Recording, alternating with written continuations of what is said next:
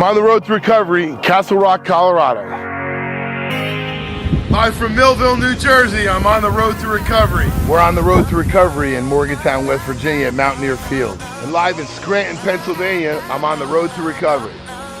Here I am on the road to recovery from Berlin, Maryland. Hey, from Caseville, Michigan, I'm on the road to recovery. I'm on the road to recovery at Ann Arbor, University of Michigan.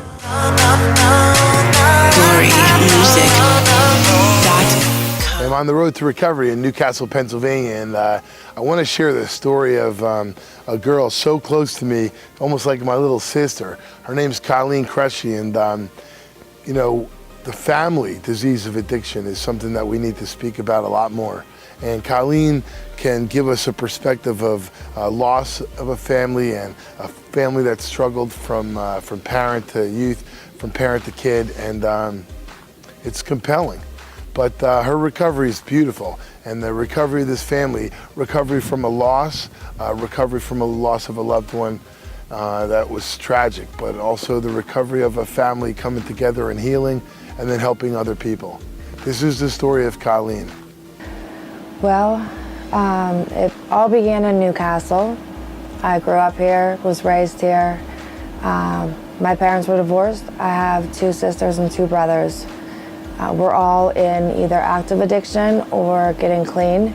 I'm the only one that has to work a program. It's the only way I can stay clean. I grew up with a stepfather who was really picky. Him and I did not get along. My mother was more of my best friend than she was my mother. She never told me no, not to do things. My father's way of showing us love was giving us money as we were growing up. My father's pretty much always been my enabler. So like in high school, I cheered, I played softball, I started smoking weed, drinking on the weekends. It got to the point where I would go to school just to smoke weed and go back home. My attendance started slipping really bad. By my senior year, I had missed 96 days of school, which was a whole semester, and I did not pass. I had to go to summer school to get my diploma for 2 classes. When I got out of high school, I started doing pain pills, just regular pain pills. I started as fun, and it wasn't fun by the end, that's for sure. I started drinking. I met my son's father. My son's father sold cocaine, and I started drinking and doing coke a lot, and I would take pills to come down at night. When I was pregnant with my son, I didn't use. I stayed clean, but as soon as I had my son, I had that feeling as if like I used before and now I have to pick up where I left off and use again. One night I was looking for pills and couldn't find them, and I picked somebody up with my son in the back seat, and we got pulled over, and the guy dropped crack in the front seat of my car, and luckily they believed me. When I got home, I told the story to somebody on the phone, and my son's father heard me, and he packed his stuff up and left that day. So it was just me and my son. I started going to the methadone clinic. I would wake my son up every morning to go to the methadone clinic, come home, and pretty much nod off all day. Like, I wasn't a mother to my son. He must have been 3 or 4, like completely on his own, climbing cupboards, you know, to get food or whatever the case may be, because I was nodding off. It got really bad to where I started smoking crack. So I was shooting oxys, smoking a lot of crack, and I lost everything. So I took my son to his father's, dropped him off, and never went back to get him. Things got really bad then. I started living on the streets, like literally homeless, nobody's house. My parents didn't know if I was alive or dead. The only way they knew that if I was alive was they'd see me walking on a street that my dad worked, because I pretty much did anything and everything to get the next one. Back then they didn't have Narcan. This is like 2002, 2003. People were dying left and right. It just wasn't talked about because it wasn't as common as what it is now.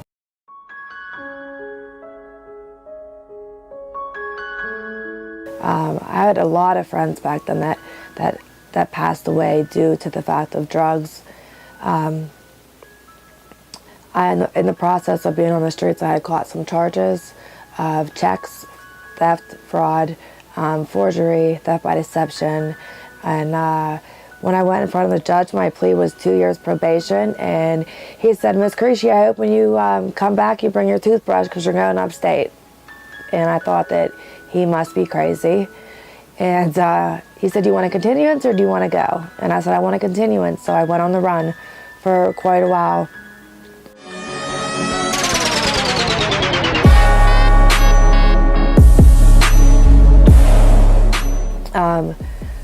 The day that I turned myself in, when I had went to the hearing, I was literally smoking crack in the courthouse. I had stuff all on me, and they detained me and took me to jail, and I was stuffing stuff everywhere.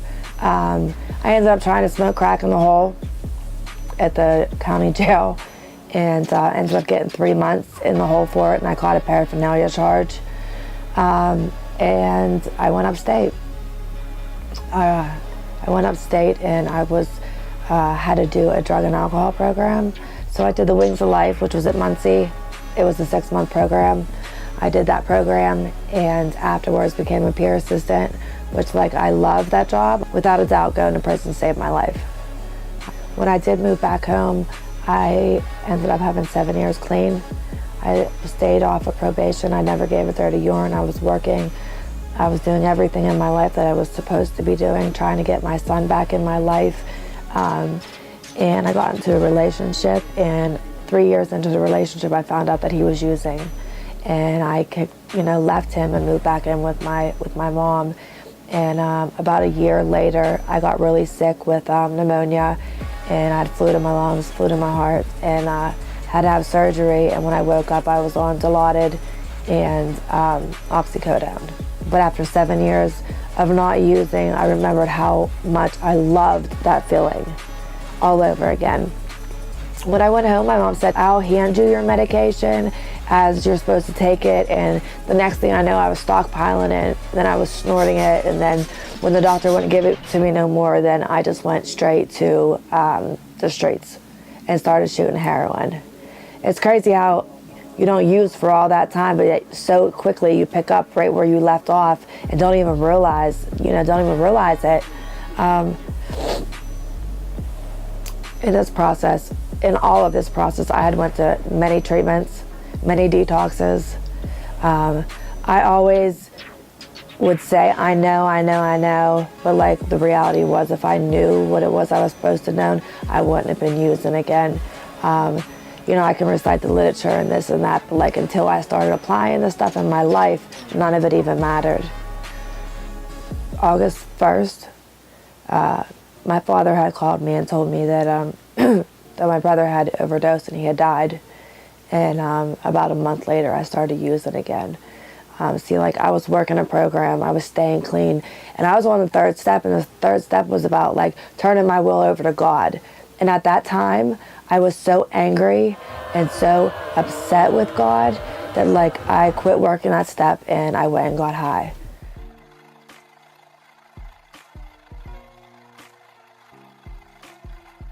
I fell into a depression. I didn't want to talk to anybody. It was one of the worst, it was probably the worst time of my life other than my addiction. I felt a lot of guilt. I had overdosed. My dad and my grandma had found me. And I had thought to myself, how selfish can I possibly be that I'm doing this to my father after he had just lost his son? My prayers to God was, please get me through this one, and I promise I'll stop. That was the extent of my prayers. They started this program in Newcastle, and it got my dad involved with some men, and he got he started going to church again, and he became one of my best supporters. Over the summer, my son, myself, and my father all got baptized, which was an amazing feeling. Like I said, because my father was never into God. I didn't grow up around God. I didn't grow up around church. None of that stuff was in my life. So after I had to work through a lot to not be so angry with God, you know, I like came to a realization that like I have to have God in my life to be able to stay clean. And it's pretty amazing, you know, like I have great support system. You know, like when I pray for God now, I pray for strength and guidance, and like I pray for the other addicts that are sicker and suffering. It's not about me today. It's nice to be able to do things with my family, even like church events or events that have to do with addiction. My father's trying to honor my brother now and do things in his name, and instead of it being instead of us not remembering him, but always trying to remember him in a good way. My relationship with my son is absolutely amazing. If he could be here with me right now, he would be. Like, he follows me. He loves me whenever I feel like I'm not lovable. Everything that I didn't do, like I'm trying to do now, and the fact that he allows me to do that is just absolutely amazing. He comes, like I have a support system in Washington County because that's where I came from. That's where I was living. I just recently moved back to Newcastle about 2 weeks ago. So the blessing is that I have a support system in Washington. I have a support system in Newcastle. You know, I have a sponsor who loves me unconditionally no matter what it is that I do. And she's always there for me to teach me, you know, if I would make the wrong choice or the wrong decision, like she can tell me in a loving, caring way exactly what it is that I need to hear. I'm getting ready to take CRS classes in June to become a certified recovery specialist.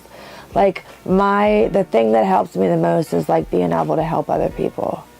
You know, because like someone had to reach out to me when I was like that hopeless dope fiend who thought I could not get clean. Like somebody had to reach out to me and say, listen, it's possible. You can do this.